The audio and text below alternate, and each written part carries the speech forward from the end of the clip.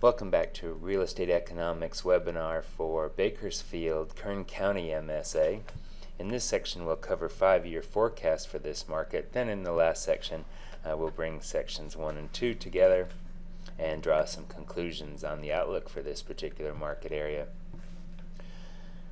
This is a market that's for many years averaged between about 3,000 and 4,000 permits per year.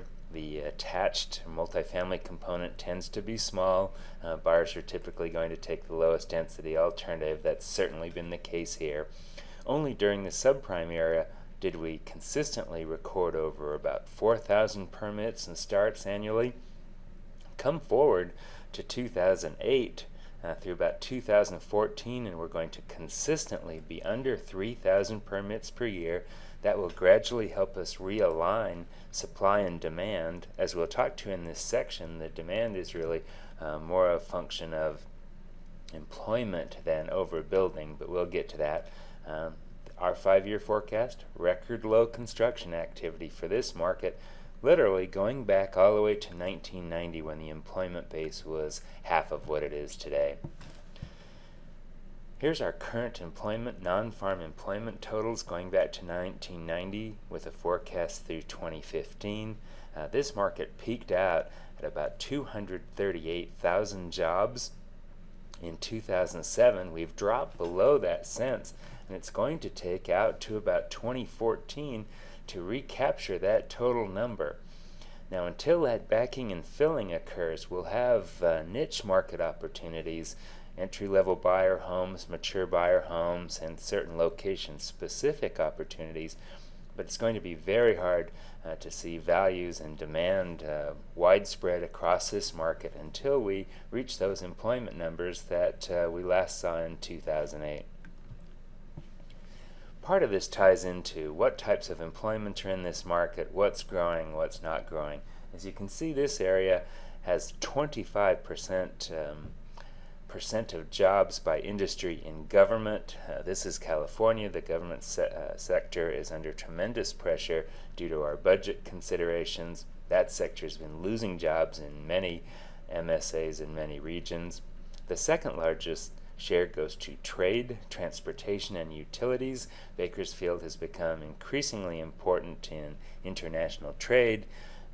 Goods come into the port of LA and then go up and over the pass, and there's very large distribution operations taking hold in this area.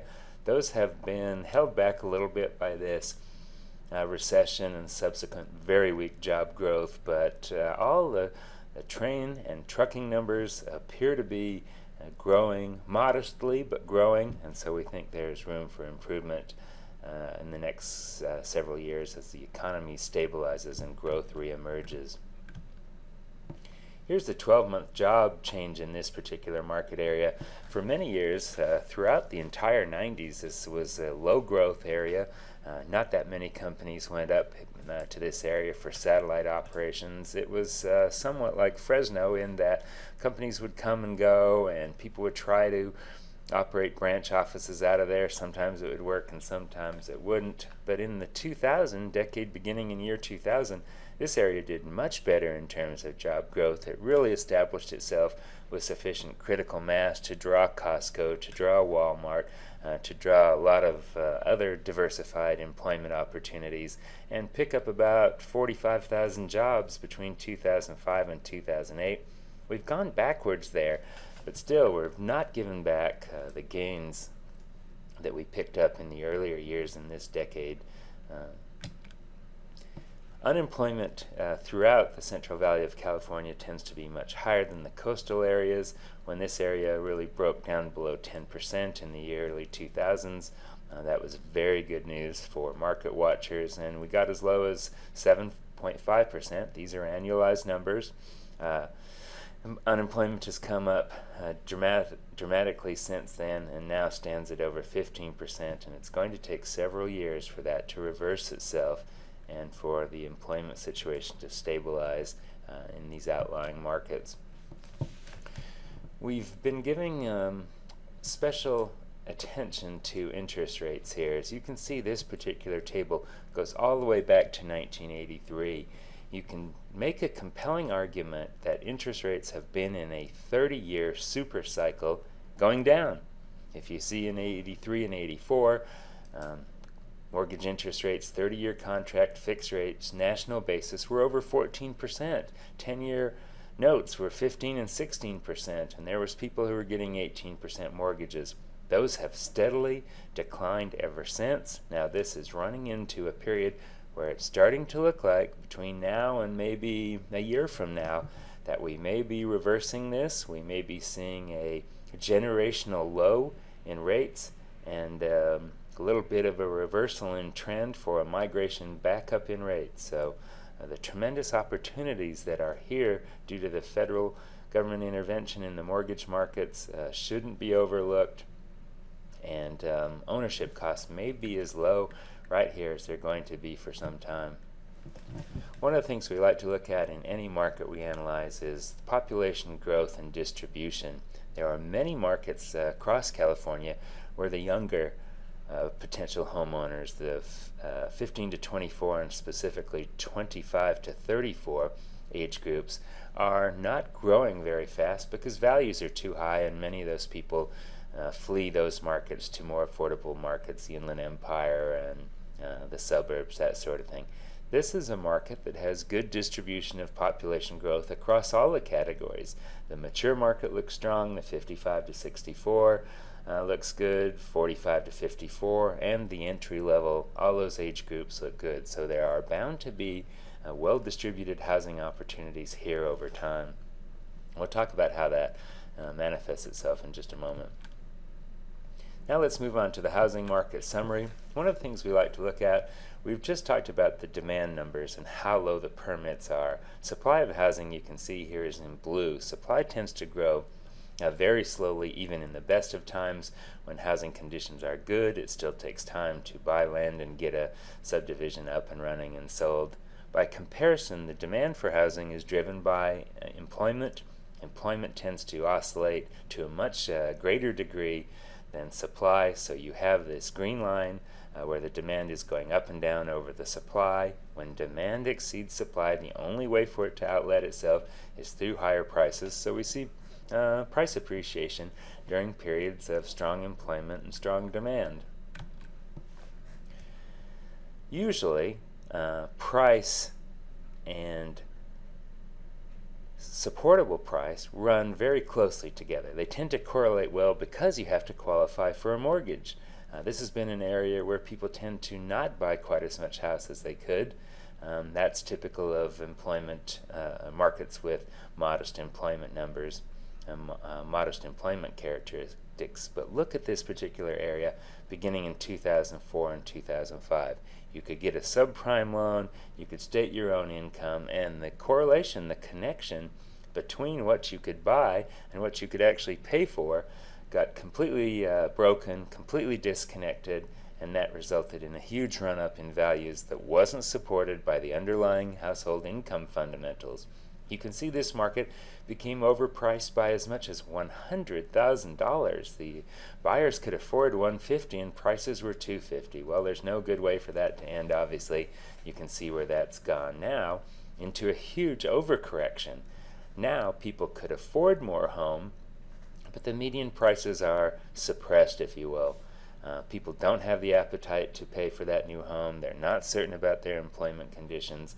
They're not certain about how stable the values are. So we've got a few year period where the market is tremendously undersupplied. Once the economy stabilizes and begins to improve, people will act on that, and those numbers will realign. Equilibrium will be reestablished, but it is a multi-year process. Let's look at the median home prices in this area. As you can see, prices were very affordable here through all of the 90s and into the 2000s, under $100,000. Then, as we talked about earlier, the employment situation here began to improve and values began to grow, only to get disconnected by the subprime era. Many markets, we've seen values in this disruption trend back to where they were in 2002 or 2003. You can see that's not the case here. And values in 2003 were about $125,000. even though we've had a disruption in this market, values are going to plateau and stabilize at much higher levels. So we're not going to see that full loss in value. Now, if you're living this, it's obviously still painful, but it's good to know that we won't be coming all the way back to values of 2000, 2001, 2002 like we have in Vegas and some of the other markets. You can see this area enjoyed very robust price appreciation from 2001 to about 2006. Again, we've given a lot back, but it's not the full gains. And so our plateau going forward is from a much higher base. Let's look at our opportunity risk assessment. Now we're going to focus on just two things here today. And the left column is the overbuilt, underbuilt. Housing is largely overbuilt or underbuilt based on employment. When employment grows rapidly, demand for housing grows rapidly, and the market quickly becomes underbuilt. Demand for homes exceeds supply, and there's not enough. Therefore, we've got an underbuilt condition. When employment degrades, we have a recession, unemployment rises. Now the market becomes overbuilt very quickly. Not necessarily a function of huge production. We talked earlier about how permits were relatively small and tended to grow slowly. The market becomes overbuilt because of job losses, and that's what we're experiencing from 2009 all the way up to 2014. The other side of this equation is the market is over or undervalued at the right-hand side of the table here. When the Federal Reserve came in and cut rates, that made it much more affordable to own a home. What the home required, what the mortgage costs required out of the household income became much smaller when interest rates went from 6% in 2008 to 5% in 2009. So homes became tremendously undervalued. Based on local incomes and prevailing mortgage rates, people could buy more home than they are, and the market is undervalued for that reason. Now, again, the market doesn't act on that undervaluation no matter how significant, because we're concerned about employment, we're concerned about our wages, we're concerned about stability of house prices and all these other factors. People are tied to existing homes and aren't out shopping for a new home. So these factors keep this undervaluation from being quickly recognized and acted upon. But that'll change over time as the economic conditions rectify themselves and then improve. From time to time we go off topic and talk about lumber. I've been wanting to bring this up here. We've had some big movements in the lumber market here over the past few weeks. Canada has apparently found pine beetles in some of their lumber. That's pushing prices up, and we also have some issues on the LEED certification of sustainable lumber and how that's defined. That's an evolving process where certain lumber providers and industry groups are fighting, arguing, if you will, over whose lumber can be LEED certified, and these are starting to affect lumber prices, these factors. Lumber has also ran up with the general commodity price increase that we've seen in copper, gold, the rare metals, zinc, titanium, all this sort of thing. So, but we hadn't really seen lumber push too hard until just recently, and now this is the March contract, which is springtime, so this is when the builders are usually, and the wholesalers are starting to take delivery of their lumber. Finally, some conclusions today.